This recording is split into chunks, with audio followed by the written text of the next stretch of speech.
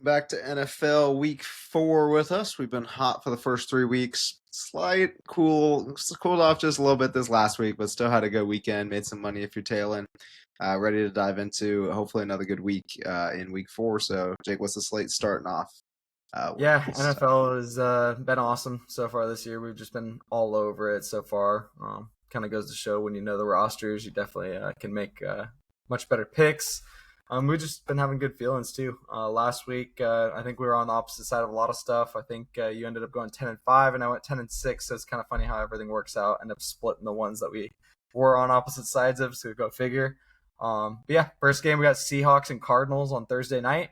Seahawks looked phenomenal the last couple of weeks after losing that first week to the Niners. The Cardinals just lost James Conner. So for that reason, I am going to take the Seahawks money line in this game. Divisional game, so they're always super tough games. Cardinals just lost by 1 to the Niners on a walk-off field goal by Pinheiro. Probably would have won the game if Moody was kicking. So good on the Niners for getting a new kicker. But yeah, I feel like the Seahawks are slowly gaining momentum so far this season. I see the Cardinals being more of a 2-2 team than the Seahawks, so I'm going to stick with the Seahawks on the money line. Yeah, this is tough. Also, that was clutch. Last week I had the Cardinals. I was like, I think I'm gonna go Cardinals money line, and then I was like, they're getting 2.5. I'll take the 2.5. Lost by Yeah, one, so we still hit. yeah, But I love the Cardinals. I don't think they're going to win this week. They've lost 6 straight to the Seahawks. They're 2-8 in the last 10. Seahawks have really just had their number, and I think in part is Kyler Murray, in part his coaching's been pretty solid through Seattle as well as their defense. It's been a lot of low scoring battles, so I'm interested to see how this one goes. Like you said, no James Conner is going to slow him down a little bit, I think. I do like Trey Benson though. I talked about it in the opening week of how I thought James Conner was going to get hurt. It'd give Trey Benson a shot to go, and I think he's a little bit younger, more versatile, can use him a little bit more in the pass game. So I think that'll be effective to not only open up the receiving game for Marv and for Trey, but also to let Kyler continue to use his legs. But I think the Seahawks run D and front seven's just been really good this season. It scares me a little bit being on a short week, going on the road, because I usually like those home teams on short weeks on the road. But I am going to go with the Seahawks. I think it's a 1 point line. I might even buy it to just take the Seahawks +3. Um, yeah, yeah, I think I'm just going to do that. But I imagine that they'll probably come away with the win. yeah. Fair enough. Then we got Vikings and Steelers. We were on the wrong end of that one last week with the Bengals and the Vikings because the Bengals definitely needed that win, and yeah, they got crushed. Carson Wentz didn't really look all that great. The Vikings defense did have like 2 or 3 scores. Fumble return for like 70 yards, a pick six for like 60 yards. So I didn't think it was really like a vintage Carson Wentz like winning game. And this Steelers game is going to be much more difficult for them on the road. We've been kind of riding the Steelers so far this year. At least I This is have. overseas, isn't it? Is this like It Ireland or could something? be. I think it's in Dublin. Um, yeah. Well, if it is, it kind of makes me think the Vikings might have more of a chance. But I'm just gonna stick with the Steelers money line. Yeah. Other than that game against the Seahawks, the Steelers have looked pretty good, and their defense is starting to settle in a little bit. So it gives me a little bit more faith. And then when you have Aaron Rodgers at quarterback, you just know you're going to be okay on offense. I mean, you're not going to be probably the best team in the NFL with not having a young guy that can use his legs. But their defense has been super good. As long as they don't allow too many points this week's the Vikings, they should be able to win this game. So I'm going to stick with the Steelers on the money line. Yeah, I was leaning on the same thing. I was kind of surprised that the Vikings were favored by 2.5 when I saw the Yeah, line, considering that we know that it's going to be Carson Wentz. And I think that's just credit to Brian Flores and what he's been able to bring the last 2 seasons for the Vikings defensively. Their defense just had like 35 in fantasy, like you said, a couple scores. I think it was 5 or 6 turnovers. yeah, And Vikings got they gave up a last minute touchdown in the fourth garbage time just to make it 48-10. So they looked very good. Like you said, Aaron Rodgers doesn't turn over the ball a lot, at least throughout his career. So that should be a benefit for the Steelers. Aaron Rodgers is pretty good about getting 20 points on the board. I think their defense is what's been a question mark. But I think I'm just going to take them +3. I took a money line last week with confidence. Loved that against the Pats, and they actually almost didn't get it done. They did, but it was a tie game. I think 6 or 7 minutes to go, which just worries me a little bit about how the Steelers have been working as a whole. Which they're 2-1, but it hasn't been phenomenal. But I'm just going to give it to Tomlin to get it done in a pretty long flight over to Dublin. Yeah. Another thing that I love about that is Aaron Rodgers has pretty much owned the Vikings his whole career, so that gives me a little bit more confidence in the Steelers. Yeah. Then we got the Commanders and Falcons. Really intriguing game. The Commanders ended up having a really good game last week with Mariota in at the helm. Mm-hmm. He looked once again didn't have to really do a whole lot, but he did look good when they called his number. Falcons, on the other hand, I was expecting them to go in and get a win in Carolina, and they got trounced 30-0. Penix threw 2 interceptions, which it's just uncharacteristic of him. And I think they're going to have a real dilemma at who to start at quarterback this week against a really good Commanders team. And no matter who it is, I feel like with Jaden Daniels back, Commanders are going to be able to take in this one. As long as their defense shows up, they should handle this pretty easily. But I'll just stick with them on the money line. Is Jaden Daniels back for sure? I thought I I'm hadn't not for seen that he was back. sure. Yeah, But I'm not sure. Either way, I'm not going to say it affects my decision. It might. As the week goes on, I might give something else out on the Instagram. But my first thought is I'm going to take Falcons at home +3. I was on the Panthers to cover at home. The Falcons have just looked bad against Carolina at Carolina for quite a few years now. I didn't expect them to lay an egg, but I'm glad that the Panthers covered. It was cool to see and them have a good game finally. yeah, Bryce finally looked good, and the defense stepped up for him. But Commanders will be a lot more difficult of a competition, and if they lay an egg again, then I think it's time to go back to Kirk, assuming Penix starts. I really actually do like the Falcons this week. I think that they're going to cover and win. I think this is kind of a weird line. It makes sense with how the Commanders have been, especially winning by 17 without Jaden. Jaden comes back, they're going to be even better. But I don't know. I think that they're just going to be able to have a big aerial attack against the Commanders. They got a bunch of They got a bunch of good receivers in Drake London, Darnell Mooney. Ray's always been solid, and then Bijan off the backfield's been good. And I think that's the one area that slacks a little bit for Washington has been the passing game. So I could see a high-scoring game. I know this exact matchup I gave out last year with an exacta of 30-24, and the Commanders won it 30-24 in overtime, which was awesome. But I am going to take the Falcons at +3. right on. Then we got the Saints and the Bills. Last week we were all over the Bills. We even bought the line down from 12.5 to 9.5. They ended up winning by 10. It was clutch. Great way to open the weekend, and then allowed us to continue the momentum last week. I'm going to do the same thing again this week. They're 16.5-point favorites here at home against the Saints. I'm going to buy them down to 9.5 again. I honestly think that they're going to have no problem covering the 16.5, but it's just a lot of points. And for a Bills team that I've said over the last couple weeks, their defense sometimes struggles. If they manage to struggle against Rattler, they may have some serious issues that they need to get through before the playoffs come, because you can't be struggling against the Saints team. So I do really like the 16.5. But in the NFL, clock management, a couple 3-and-outs, and the quarter's over. So I'll just stick with the Bills -9.5. I would imagine the Bills cover 17. Yeah.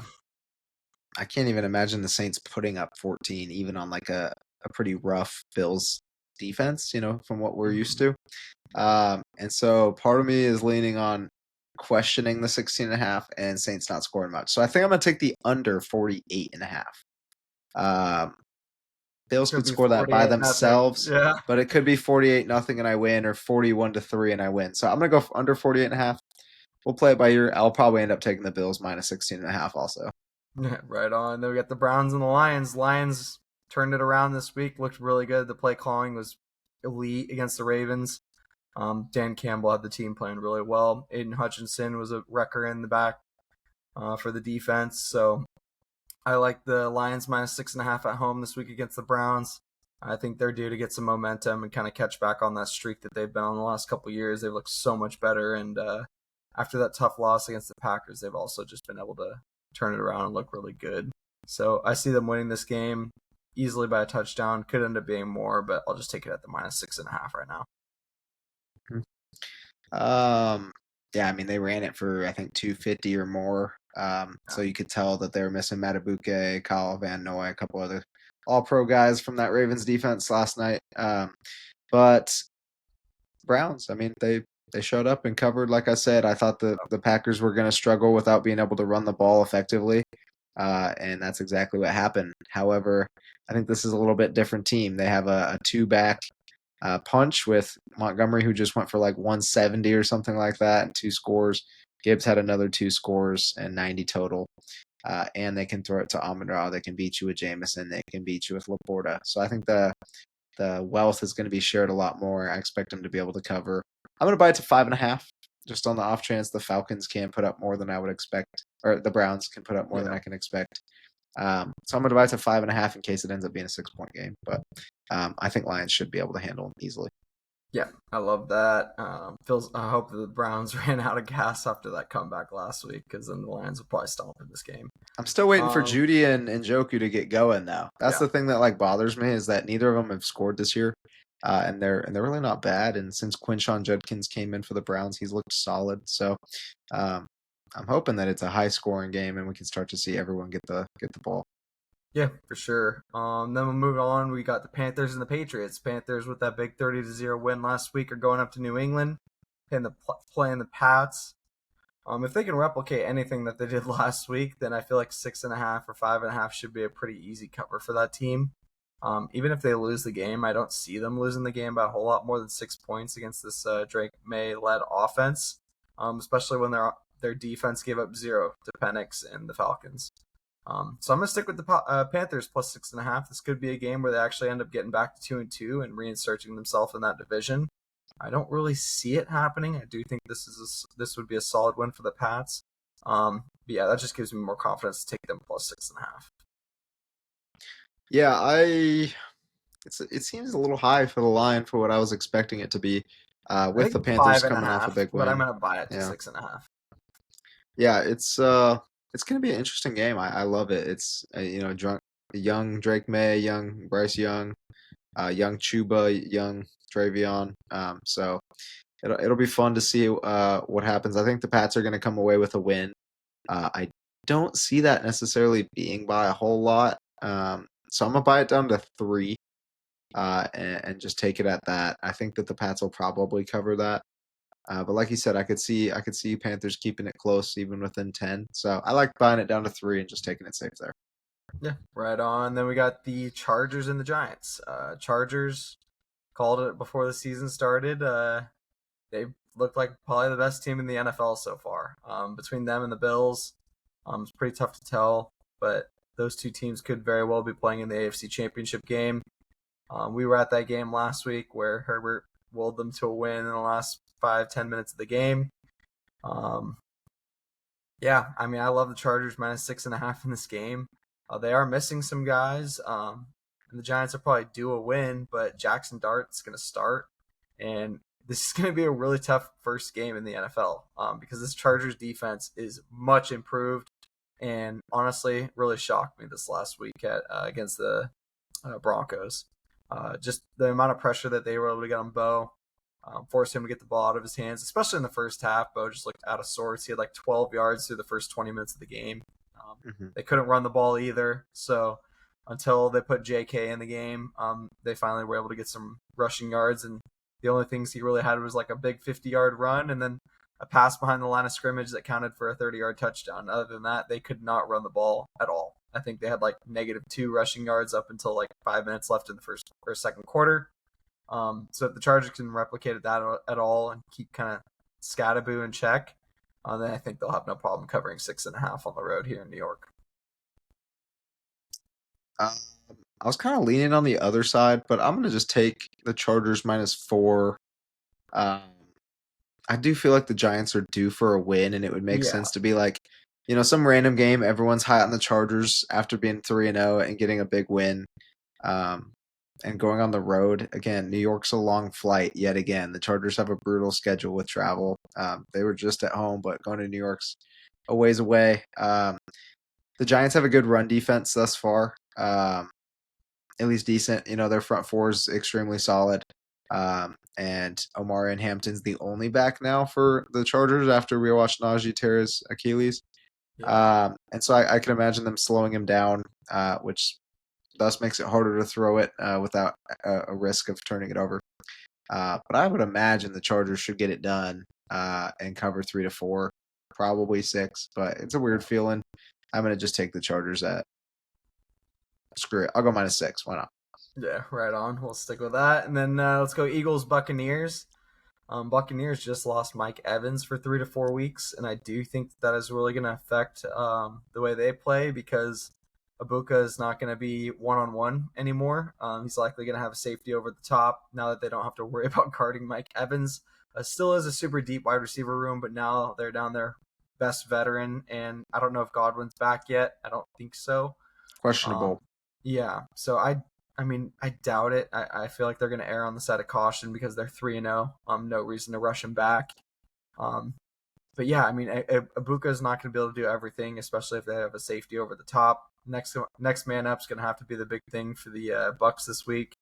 And the Eagles have been slowly getting better on defense so far this year. Offense hasn't looked great at all. We saw they only had 100 yards passing against the Chiefs, but still were able to win the game.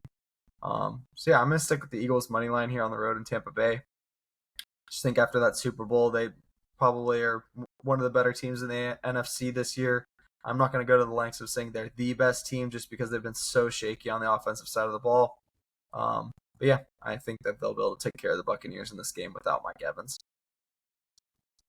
Yeah. Would it surprise you if I told you that Saquon's averaging 3.3 yards per carry this season?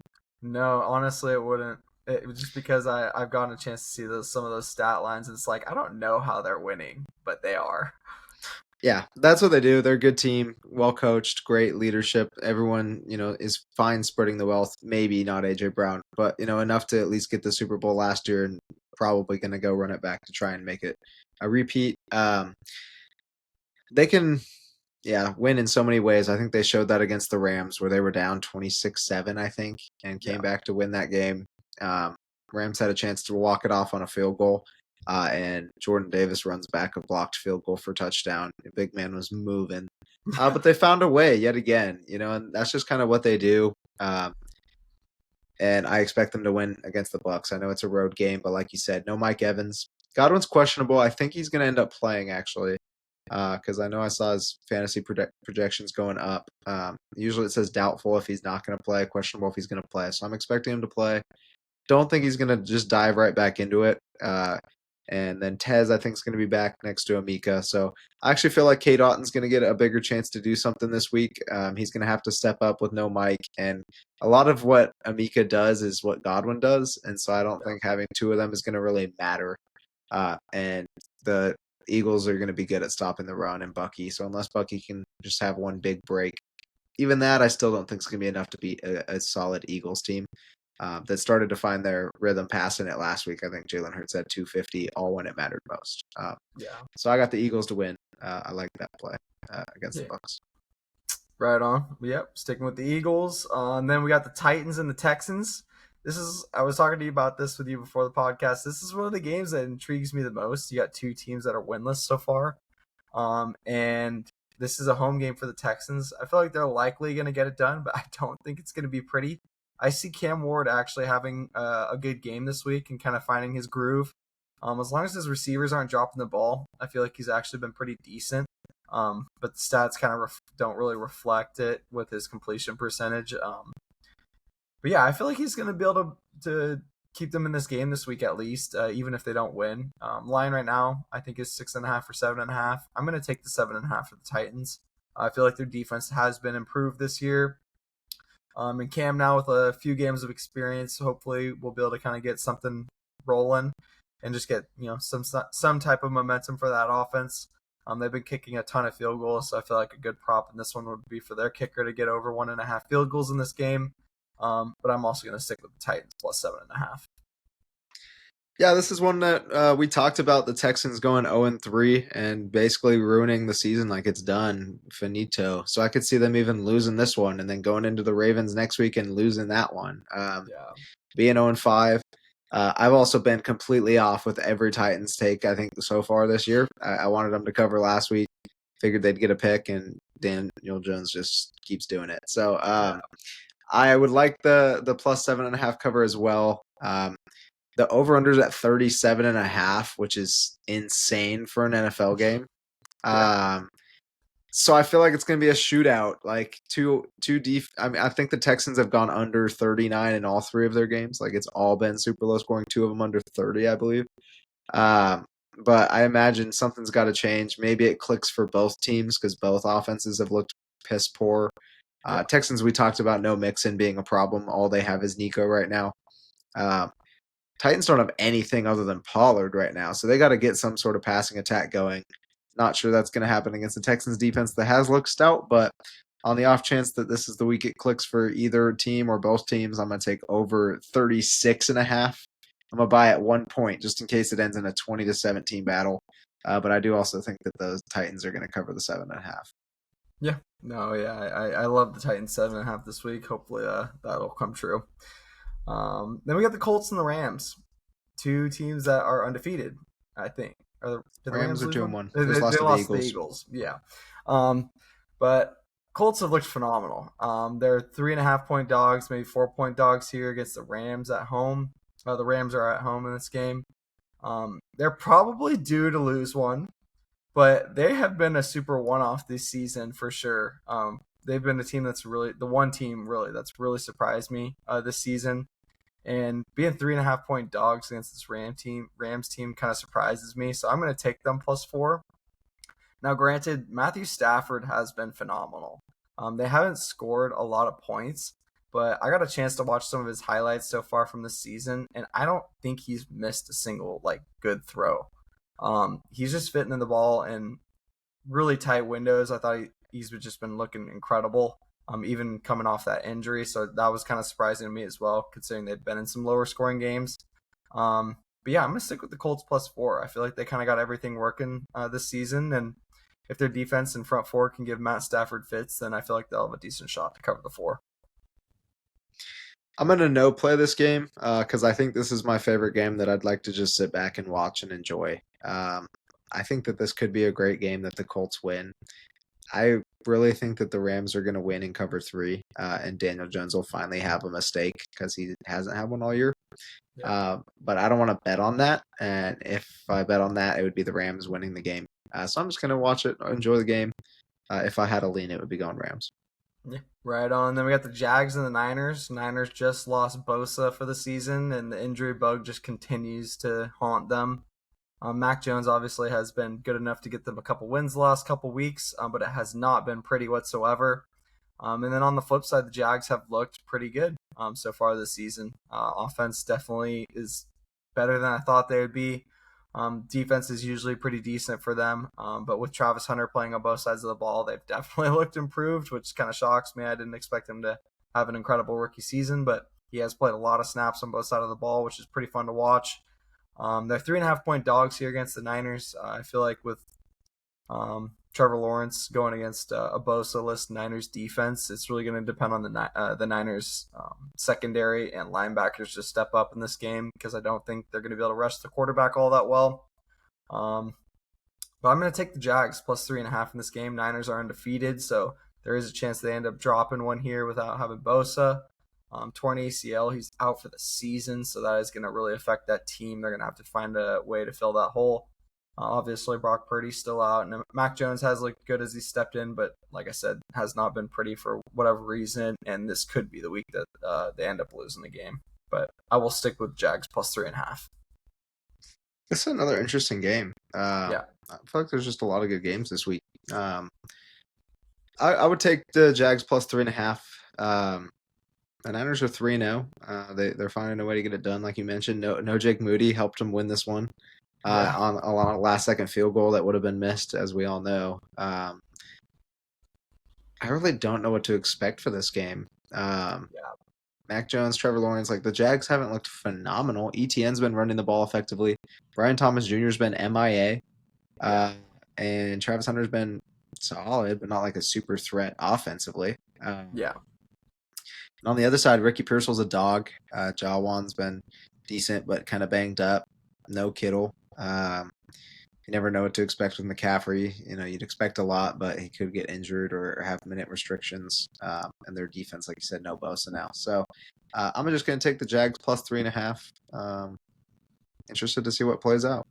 Yeah, for sure. Then moving on, we got the Ravens and the Chiefs. Chiefs were able to squeak that one out against the Giants and get a nice cover in last week. But I feel like this is going to be a different week. They're at home here in this game, but the Ravens are an absolute wagon. I just don't see the Ravens dropping. I think they've lost 2 games now One to and the two. Lions and the Bills. So I just don't see them being the 1-3 team out of these two teams. And I just feel like put rosters side by side. The Ravens are just such a better team. I think it is really going to depend on how the injury bug affects them. But I see them being able to put some points up on this Chiefs defense. And I feel like Mahomes is going to struggle because he doesn't have all his weapons still. So yeah, I'm going to stick with the Ravens minus 2.5 here against the Chiefs on the road. Hey, that Ravens plus 440 to not make the playoffs is looking pretty good right about now. We got them right Yeah. where we want them. Under 12.5 wins. No, I think that Derrick they'll win this Henry's game. been turning over the ball in big moments. A lot of fumbles. It's just super uncharacteristic of him, and hopefully he can turn it around this week for this pick to go through. But yeah, it's been tough to watch, and he's been super hard on himself as well. So hopefully he can Yeah, kind of get that figured out. no doubt. Yeah, he had a big turnover that gave the Bills a chance, and then they obviously capitalized, getting 2 scores. Against the Lions, though, it was when they were down. Yeah, Exact same spot on the field, fumbled again. And then the week between, I mean, he was 11 carries, 23 yards against the Browns, and a fumble. They didn't lose it, but he fumbled, which is 3 straight games. He had 3 total fumbles last season, yeah, which is crazy. You don't really see that from him. So we'll see how they bounce back, how they respond to it. I was more shocked by the Ravens' defense and how Swiss cheese they were. yeah, Didn't know that they were without 4 starters. We mentioned the 2 All-Pros that were out. And I expect that to be a big factor for Mahomes being able to do whatever he wants. So on that, I would expect more of a high-scoring game this week. I kind of like an over 47. I yeah, think that we're going to see a lot of scoring. Mark Andrews finally got going, and so that's huge for the Ravens. Derrick Henry's gonna be good no matter what, unless he gets hurt. Zay Flowers was a little quieter this week, yeah, but then on the other side, Tyquan Thornton's been a dog for the Chiefs out of nowhere, young guy. Kelsey, I expect to get in the end zone after a huge argument with Andy Reid yet again on the sideline. And then Pacheco should be able to run the ball effectively this week, if not him, Kareem Hunt, since the Ravens just gave up 250 on the ground to the Lions. So it is going to be an interesting game. I'm going to take the Ravens to get it done on the road. yeah. Right on. Then a game that I don't have a play for, but we'll see kind of what your thoughts are. Bears and the Raiders. This game is a bit intriguing because the Bears just beat the crap out of the Cowboys. Obviously, the Cowboys' defense without Micah and without some of those guys that they're missing, and then losing CD did not help at all. But the Bears look pretty good on offense. Caleb had a really good game, and if you can kind of replicate that against this Raiders defense that hasn't been all that great, other than their front four, if Max Crosby makes a good play, then that pretty much makes the difference for the Raiders defense. But their offense has really struggled so far to open the season, which I was expecting, but I didn't think it would be this bad. So yeah, I don't really have a play for this game. I think that there's a chance that this one could swing either way, but this is the one that I'm really looking forward to watch. Can we bet for a tie? Does that count? Plus 1300. I mean, I like the Raiders in this game. Plain and simple, they're at home. I think they're going to bounce back. They just got humiliated by a backup in Washington, gave up a punt return touchdown. Like, it was just bad all over the place for them. Yeah, Um, I do think that the Bears can give up a lot of passing yards, and that's really all that the Raiders have thus far. yeah, Um, Caleb does a great job of not turning the ball over. He's been great. I talked about that last week. Like, I said that they were going to go win at Dallas. Like, Dallas gave up 450 gave up 450 to Russ.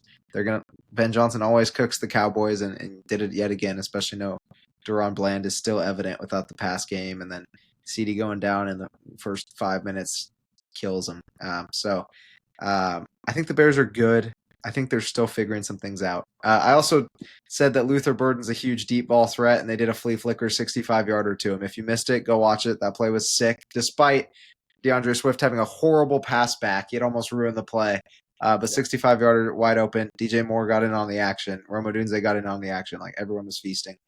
I don't think that's going to happen against the Raiders. Very well could. Their defense isn't what they live on. But like you said, I think they're going to get more pressure with Max up front.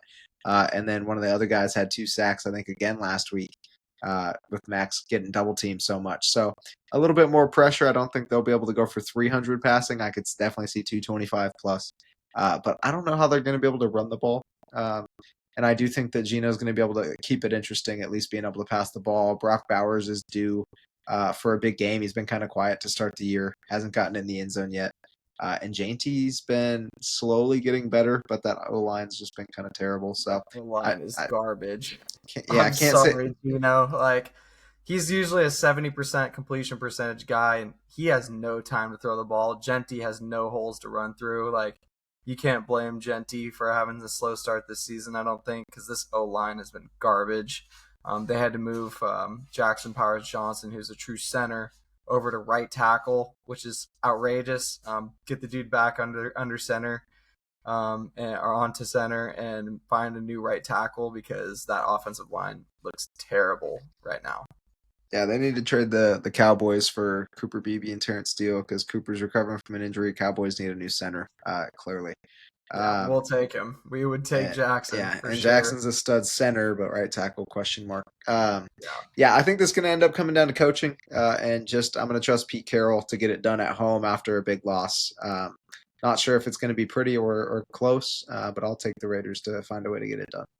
Yeah, right on. Then we got the Packers and the Cowboys.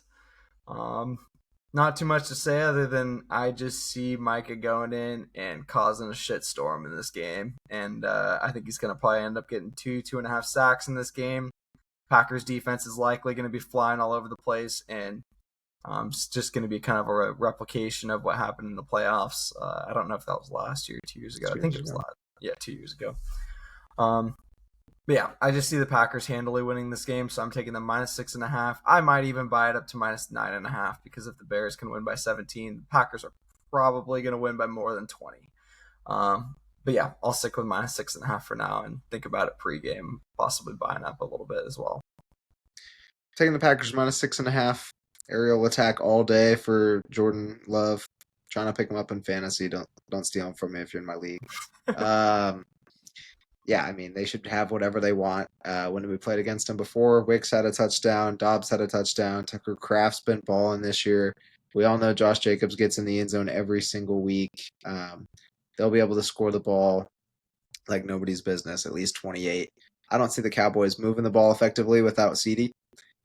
If you have that not to worry about, George Pickens is your number one. You shut down the run game, and we're not going to be able to move the ball. So Packers -6. I like it. Yep. Then we got the Jets and the Dolphins, another game that I don't really feel like putting a play in. So I'll probably end up sticking with no play, but I am leaning the Dolphins money line. They're over. They need to get a win on the board. I think the Jets are also over, actually. So yeah, not really a shock there, honestly. But the Jets have been playing in pretty close games. Had a sick run back last week that looked like they were going to win the game on, and then the Bucs were just able to go down and kick a field goal. So they did get the cover, which was nice. So that was one of the ones that you were on. Solid read there. They have looked better with Aaron Glenn as their head coach, I must say. They just have the Jets curse, so they just can't win football games. They're fighting. Yeah, they just can't get it done. So last week, Tyrod, I don't think he looked all that great, but he definitely kept them in the game, which is good. I just see this being a game that the Dolphins have to win. If what's his nuts is going to keep his job as the head coach. I don't know why he's still there right now. So yeah, I'm leaning Dolphins. I'm leaning Dolphins money line. He should have never been a head coach. He should have always just stuck as an offensive coordinator, somebody up in the box that can call plays. Mike McDaniel's not been great. So yeah, I'm gonna go no play on this. Honestly, both these teams are huge question marks, and if Tua throws picks, then they very well could lose that game. And the Jets' defense is usually pretty good, even with them being at home. So I'm going no play. I'm glad you're going no play. I'm taking the Jets. I like it a lot. I think Mike McDaniel should have been fired. I think this week he will lose and get fired in a divisional against the Jets, who still have yet to get it done. However, I'm 3 for 3 on my Jets plays, so I'm kind of liking it. They covered versus the Steelers. They just covered with Tyrod against the Bucks, and I think this Dolphins team is even worse than both of those, and those were 2 point games. So. Yeah. Um, yeah, I actually really like it. The Jets are due for a win. They got to go get one for Aaron Glenn. Tyrod, like you said, he started a little slower, but he ended up, I think, with 250 and 2 scores, 1 pick. But he was at least able to move the ball effectively, and the run game should be able to get going against the Dolphins defense that's looked bad. Like I said, Tua's prone to throw a pick always. 4 in 3 games already. So I actually really like it. I want to take them money line, but they're getting 3, so I'll take 3. Let's go with the Jets. Yeah, right on. I like that. Then last game, this game scares me because if the Broncos go 1-3, this is going to be have huge Finito. implications on the season because they're in a super tough division. They play the Bengals. The Bengals just got absolutely ran by the Vikings, and they play the Bengals at home. So the Broncos are going to have their crowd. They've got one of the most passionate fan bases in football. We went to the game last week. That LA stadium was like orange. Half orange. It was crazy. It's crazy. On third downs when the Broncos were on defense, it was louder than when something good would happen for the Chargers. So yeah, it was crazy. Broncos probably have some of the best fans and most passionate fans in football. I know Bo's getting a ton of flack right now. He missed 3 deep throws by half a yard, so I don't really see it really affecting Bo that much in the future. It was just a kind of a luck of the draw. Offensive line really did not hold up all that well against the Chargers. In the first half, Bo had no time to throw the ball, and they ran it for -2 yards. So I'm not going to pin it all on Bo, but he definitely needs to play a little bit better. The receivers were not getting open whatsoever. I think Court was the only one that had a pretty significant game on the receiving end. But yeah, I mean, if the Broncos are going to play like that on offense and these receivers are not going to get open, it's going to be a rough, and Bo needs to hit these long passes. I do expect them to be able to turn it around here. They need to right the ship and get to 2-2 here in order to keep some sort of playoff hopes alive. So I'm going to stick with the Broncos -6.5 in this game. I need Browning to have an all-time bad game, and the Broncos defense has been hit or miss actually so far this season. So let's hope that this game is a hit and they'll play super well, hold Browning to probably under 14 points, and hope that Bo can get going. I'm seeing like a 31-14, maybe 31-17 game here. So go Broncos. Broncos -6.5. Yeah, Broncos country. Let's ride. Yes. They're gonna get it done. I could see it by 6, so I'm not like loving 6.5. I could also see them winning by 20 after what just happened to the Bengals. That was a shit show. Not interested to see Jamar Chase versus Pat. That's going to be get your popcorn ready, entertainment right there. Pat was locking down Ladd for the most part last game, which started off with Keenan. Ladd got a couple catches. Ladd in the second half. So yeah, he switched from Ladd to Keenan to Ladd once Ladd got a couple catches, and then Keenan took over at the end. So yeah, it'll be interesting. I expect maybe T. Higgins to get going a little bit because we did watch Riley Moss get cooked a couple times. Yeah, he did. So I could see T. Higgins having a big game here, assuming that Pat's on Jamar. I like this game to be fun. I would love to see a 30-24 battle. I think Broncos get it done either way. I'm going to buy it to 4. I think that they're going to cover 4, even if it's like a 31-27 or 23-27. I don't think Bo has to do a lot this game to get a win. I think he needs to have 0 turnovers and 150 yards. Their defense should be able to step up and get a turnover or 2 off Browning, who's leading the league with 5 picks in 6 quarters. Not to mention all the fumbles they've had on the other side of the ball. I expect Marvin Mims to get hit for a bomb this week.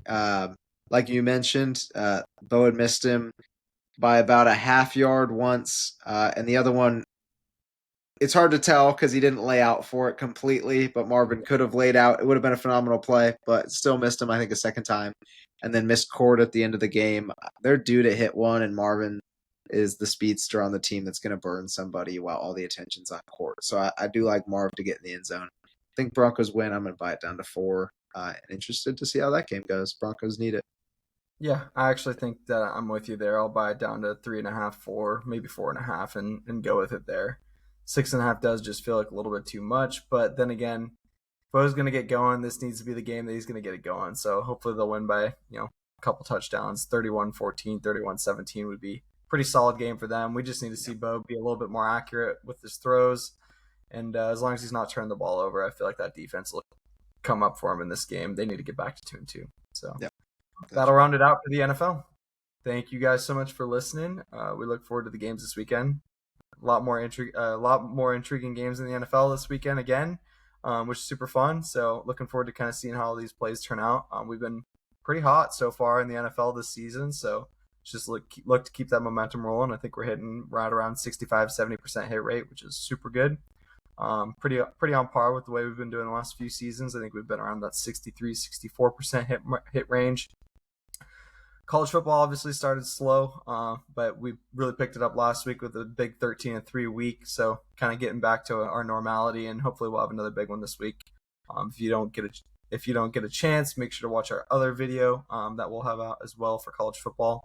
Had a lot of picks this week that we both really liked. So yeah, for now we will catch up with you guys next week. Hope you enjoy this weekend full of games, and we will see you then. Peace.